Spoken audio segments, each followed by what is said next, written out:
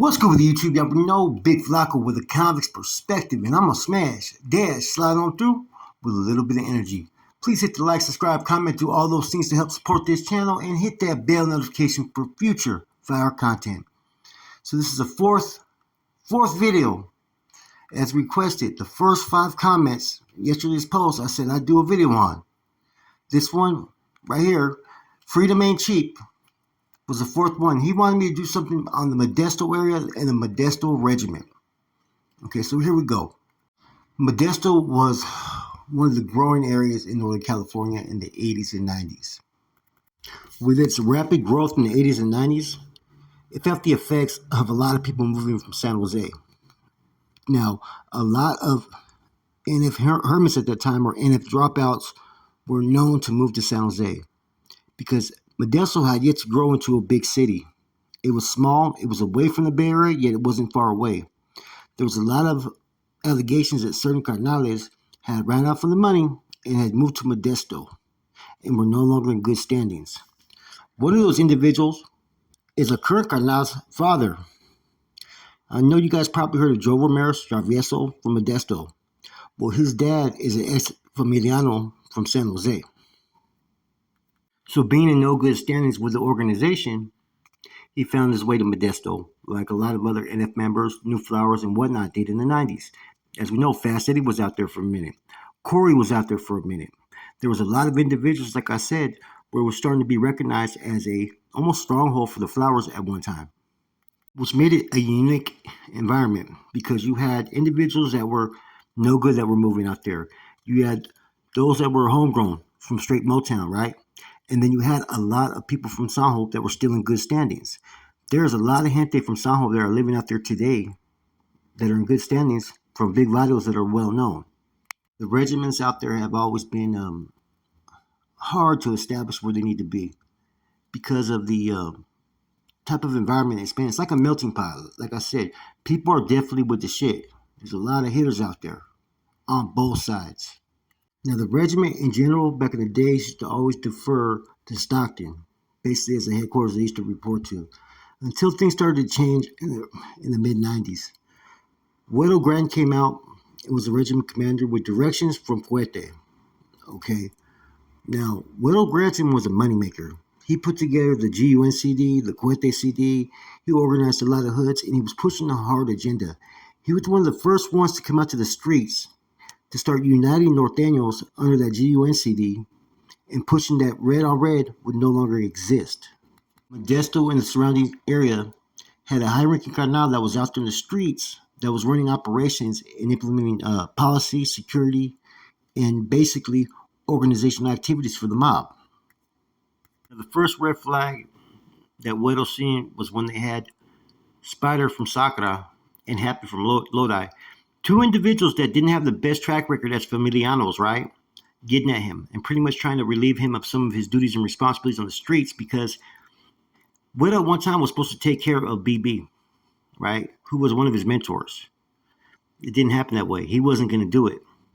Now, I'm going to tell you why Wedo ended up flipping and, being the second biggest informant in Operation Black Widow.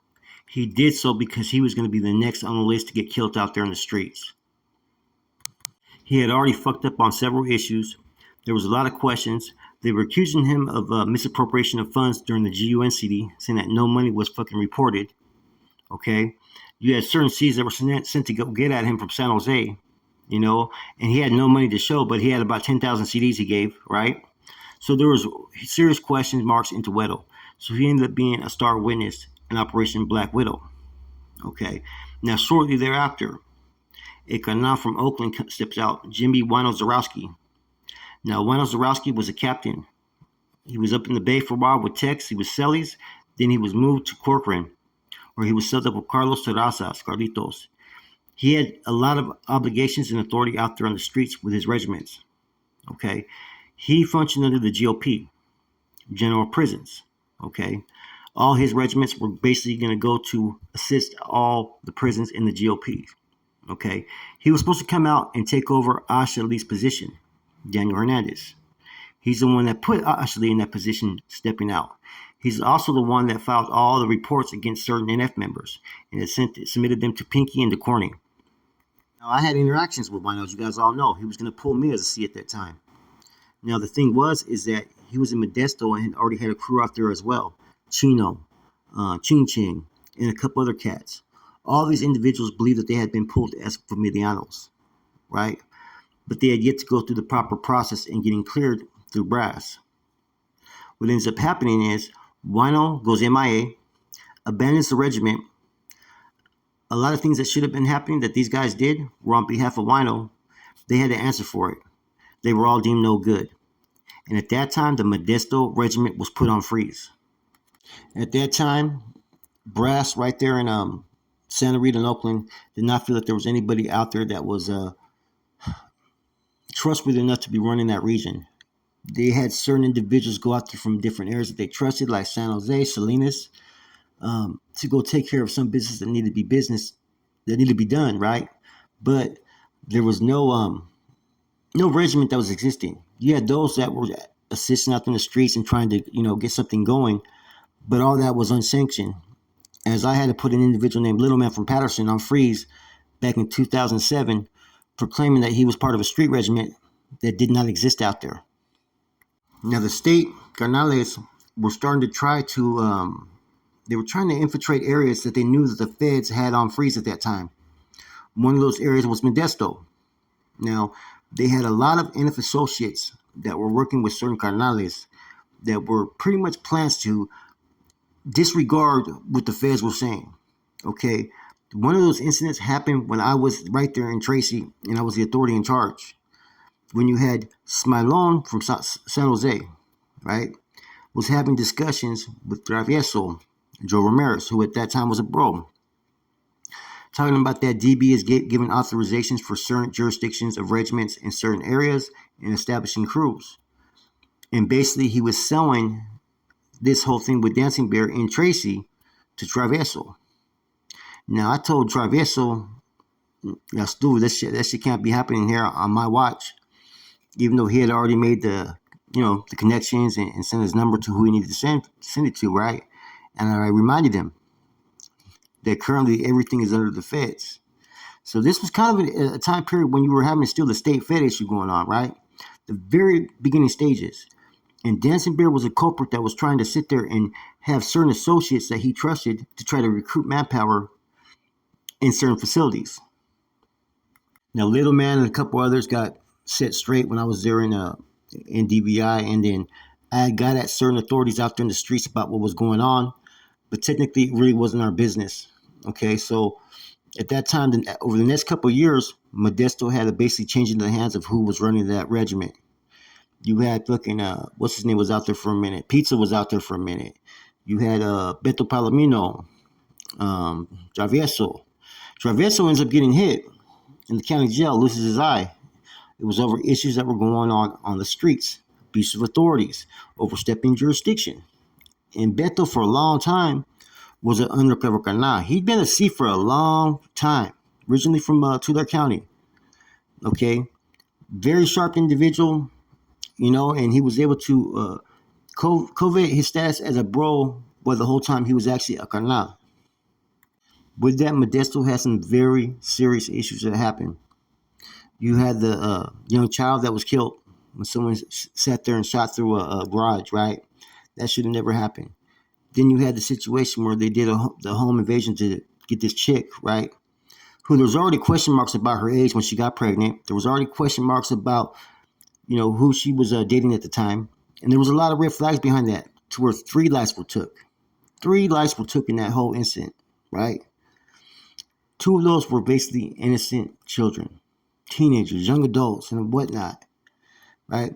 Which pretty much left a bad taste in the Modesto's police department and that region as well. It was kind of like the Goshen massacre, but not as intense. Now, Modesto has been one of the hardest areas to establish because it's a melting pot of so much different people there. In the 2010s, 11, 12, around that area, you had Weddle Grant, his children, right? He'd passed away in 2008. But his kids and relatives, the family, they pretty much started and owned their own gang, right? And with that, they start to associate with active upstate Sureños and building like a coalition, like an alliance. In addition to that, you still have the New Flowers that were out there, as well as Northern Riders were out there, as well as just individuals that weren't with the activities or functions. Then you still have those that were pushing that hard line, that were with the action, straight active. The one thing about the NF regiments established in Modesto is the majority of the time it's always being ran by someone who's not even from Modesto. You go back, the only person that really was from Modesto was Widow Grattan. You had Pizza, right? Pizza. You had Mino Zarowski, right? You had Beto Palomino. All these individuals pretty much overridden anybody that was local.